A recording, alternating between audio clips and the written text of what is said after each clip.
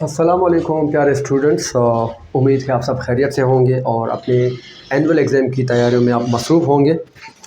Standard coaching academy में हम आपको एक दफ़ा फिर खुशामदीद कहते हैं। उम्मीद है आप हमारे चैनल को आपने सब्सक्राइब किया होगा, और अगर आपने हमारे चैनल को अब तक सब्सक्राइब नहीं किया है तो आपसे गुजारिश है कि आप हमारे चैनल को सब्सक्राइब करें, अपने दोस्तों, अपने रिश्तेदारों और अपने तमाम हल्के अहबाब में जो है हमारी इस लिंक को फॉरवर्ड करें, शेयर करें, ताकि ज़्यादा से ज़्यादा बच्चे इन मुफीद वीडियो से मुस्तफ़ीद हो।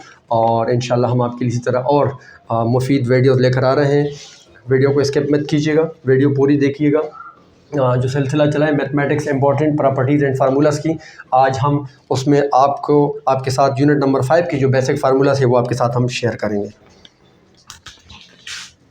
यूनिट नंबर 5 के जो बुनियादी फार्मूले हैं, बेसिक फार्मूलाज़, इंपॉर्टेंट फार्मूलाज़ हैं, वो हम आपके साथ शेयर कर रहे हैं। इसमें नंबर 1 है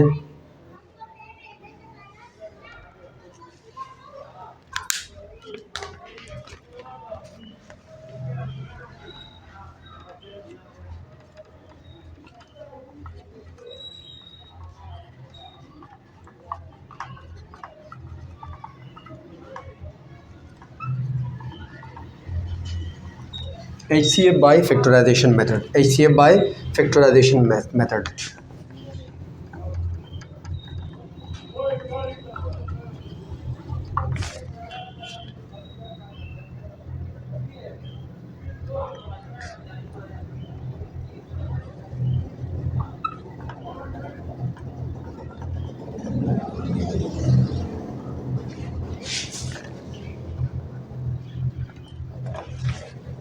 HCF is taken as the most common factor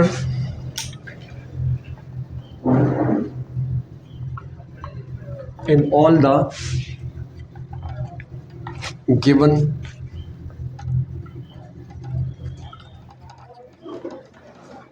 expressions। Factorisation method से हम जब HCF मालूम करते हैं तो काइंडली हमारे पास जितने भी एक्सप्रेशन हमें गिवन होते हैं उसमें जो मोस्ट इम्पॉर्टेंट फैक्टर होता है वो HCF हमारा आंसर होता है, हाईएस्ट कॉमन फैक्टर। ठीक है। Number 2,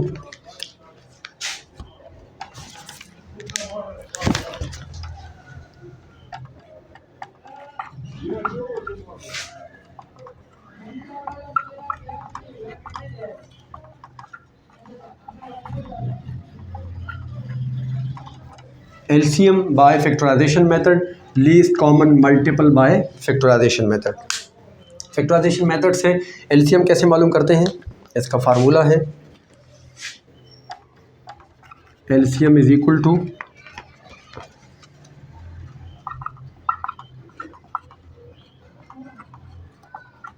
common factors multiply bye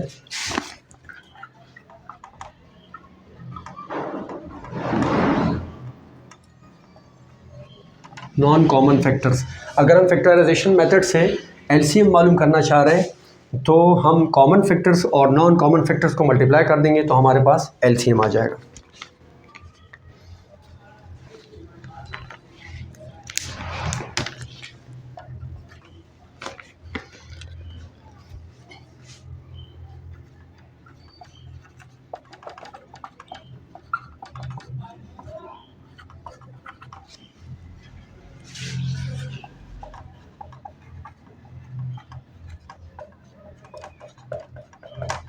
relationship between LCM and HCF।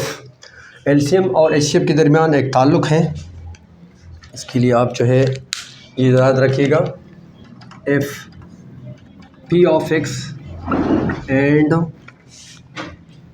Q of X are to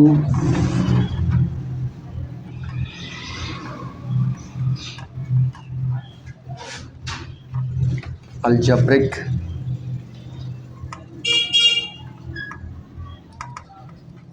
expressions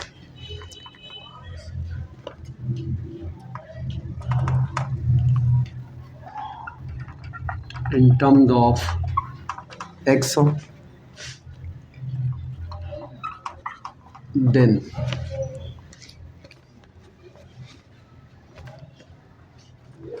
P of X multiplied by Q of x is equal to HCF multiply by LCM।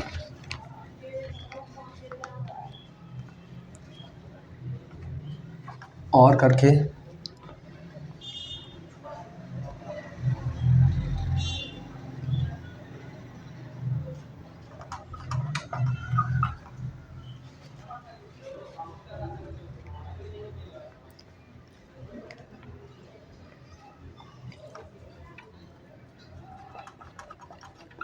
HCF is equal to P of x multiply by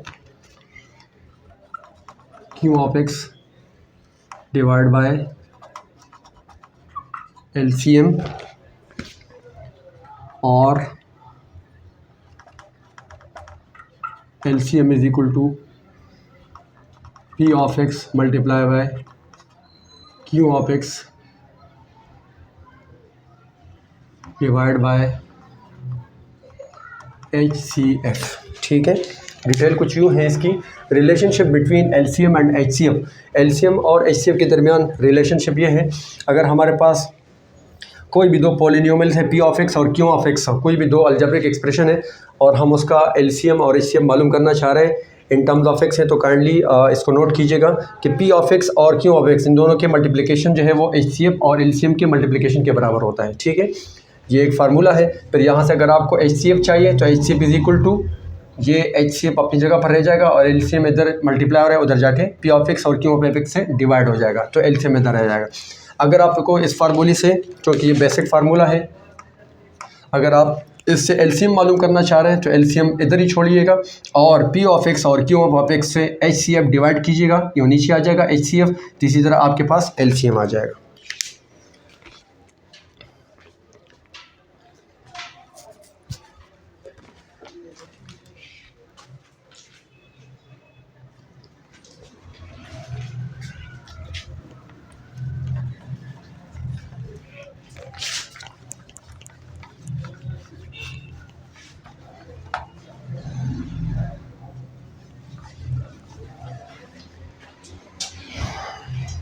एक और important formula है हमारे पास,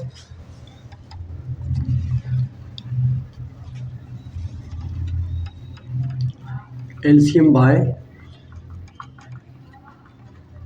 division method, unit number 5 में एक और important formula, अगर हम LCM division method से मालूम करना चाह रहे हैं तो हम कौन सा फार्मूला लगाएंगे?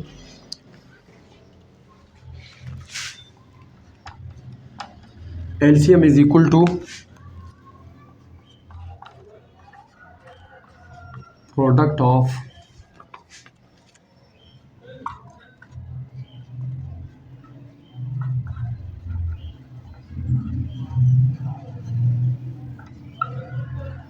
polynomials divide by HCF of 2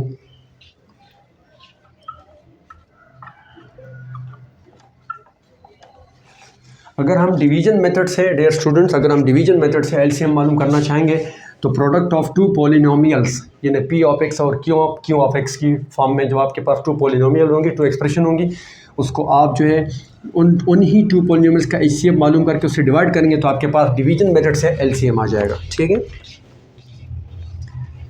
ये थी यूनिट नंबर 5 की जो इम्पोर्टेंट फार्मूलाज थी, ये अब तक मैंने आपके साथ शेयर किया है। और अब जो है मैं आपके साथ यूनिट नंबर 6 जो कि उसकी जो फार्मूलाज है वो आपके साथ शेयर करना चाहूँगा। यूनिट नंबर 6 में डियर स्टूडेंट्स एब्सोल्यूट मॉडल्स या फिर मॉडल्स जो है वो ज़्यादातर यूज़ होता है।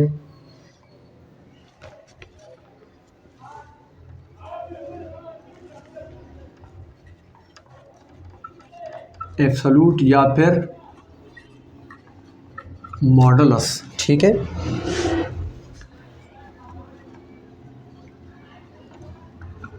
Of a real number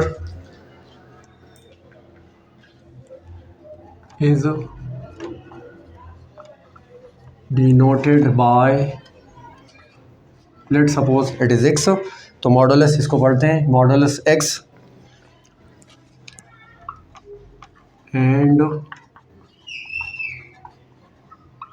it's value is always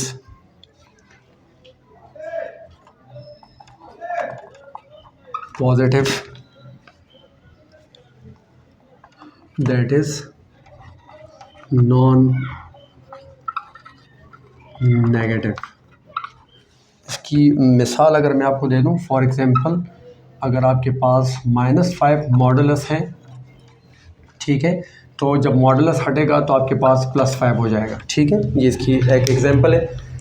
mathematics के जो यूनिट नंबर 6 है उसमें जो इंपॉर्टेंट फार्मूलास हैं उसमें कोई ख़ास इंपॉर्टेंट फार्मूला नहीं है, लेकिन इसमें एक एब्सोल्यूट या फिर मॉडुलस जो है वो यूज़ होता है, ठीक है, एज अ फार्मूला, या फिर जो है इस यूनिट को सॉल्व करने के लिए इसको हम बोलते हैं इस तरह जो है 2 लाइनों में, मतलब इसको सीधी लाइनों में इसको लिखते हैं कोई भी, और जब भी वो मॉडुलस हटेगा -5 मॉडुलस तो उसका आंसर जो है पॉजिटिव आएगा। इसका आंसर जो है, इसकी वैल्यू हमेशा पॉजिटिव होती है, ये नॉन नेगेटिव होती है, सही है।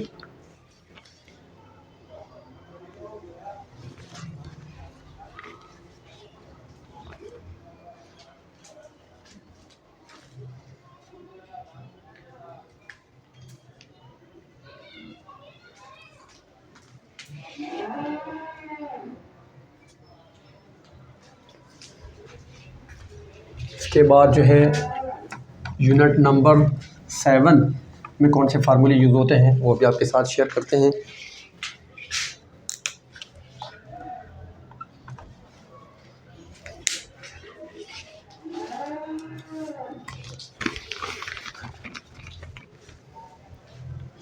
याद रखिए ग्रेड 9 का जो यूनिट नंबर 7 है मैथमेटिक्स का, वो चूँकि लीनियर इक्वेशन पर मुश्तमिल है और इसमें जो है x y वेरिएबल की शक्ल में सारे क्वेश्चन होते हैं, तो याद रखिएगा।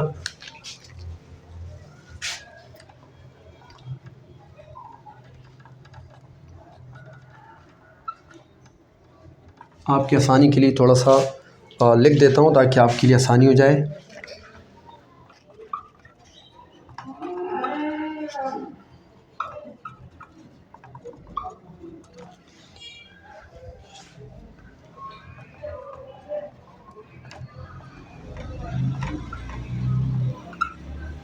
In unit number 7, two linear equations in two variables,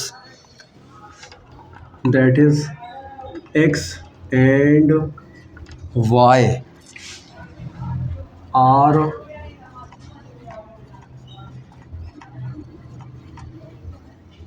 simultaneously solved by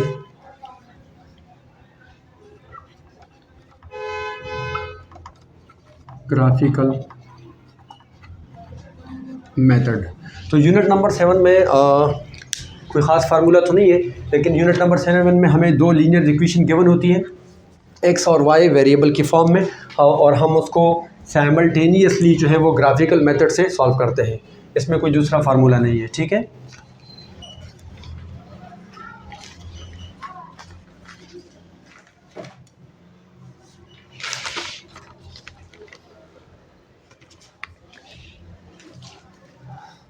इसके बाद जो है अगर हम यूनिट नंबर 8 की बात करें,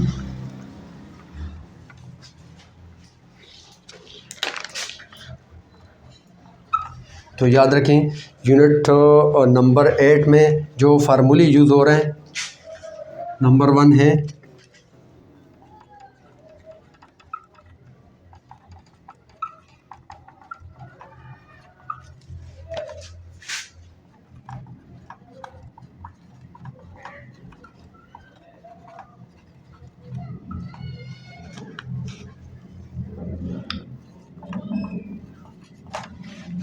यानी ये कोई फार्मूला तो नहीं है, लेकिन इसमें जो फैक्टराइजेशन होती है वो बाय कंप्लीटिंग स्क्वायर मेथड से हम इसमें फैक्टर बनाते हैं, सही है।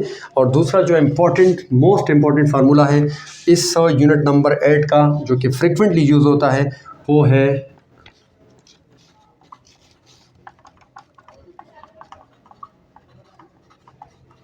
Quadratic formula.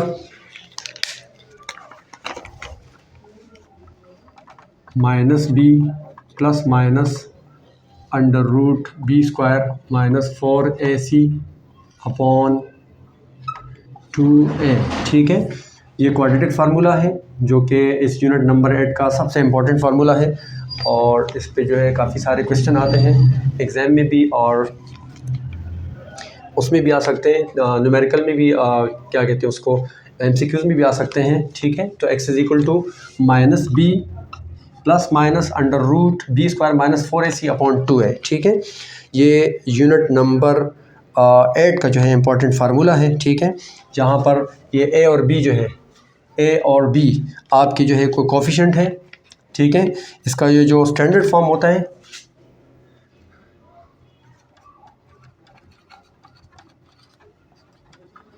Standard form of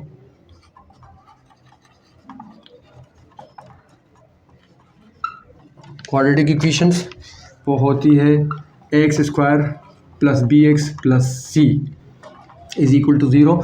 और याद रखें ये जो हम कोफिशिएंट लेते हैं यहाँ पर ये जो a है ये एक्स स्क्वायर का कोफिशिएंट होता है, b या फिर ये वो x का कोफिशिएंट होता है, जबकि ये जो c होता है ये कांस्टेंट होता है। सही है, तो ये स्टैंडर्ड फॉर्म है, क्वाड्रेटिक इक्वेशन की स्टैंडर्ड फॉर्म है। और इस फार्मूले में जो हम a b c की वैल्यूज़ लेते हैं वो यहाँ पर एक्स स्क्वायर का कोफिशिएंट a है, x का कोफिशिएंट b है और c जो है वो हमारा कांस्टेंट होता है। ठीक है, तो स्टूडेंट्स यहाँ तक जो है यूनिट नंबर 8 तक मैंने आपके साथ जो इम्पोर्टेंट फार्मूलाज हैं वो डिस्कस किए हैं और आपके साथ शेयर किए हैं। उम्मीद है इंशाल्लाह ये वीडियो आपको बहुत अच्छी लगी होगी और आपके लिए बहुत इम्पोर्टेंट होगी। आखिर में एक दफ़ा फिर आपसे रिक्वेस्ट करते हैं, अगर आपने अभी तक जो है चैनल सब्सक्राइब नहीं किया है तो काइंडली हमारे चैनल को सब्सक्राइब कीजिएगा ताकि हम आपके लिए मज़ीद ऐसी और मुफीद और हेल्पफुल वीडियो जो है बनाया करें और आपके साथ शेयर करें। तो नेक्स्ट वीडियो में हम इंशाल्लाह यूनिट नंबर 9 अगर उसमें कोई फार्मूले हैं उसको डिस्कस करेंगे और फिर उसके बाद जो है आपके साथ एक नई वीडियो शेयर करेंगे। तब तक के लिए अल्लाह हाफ़िज़, अस्सलामु अलैकुम।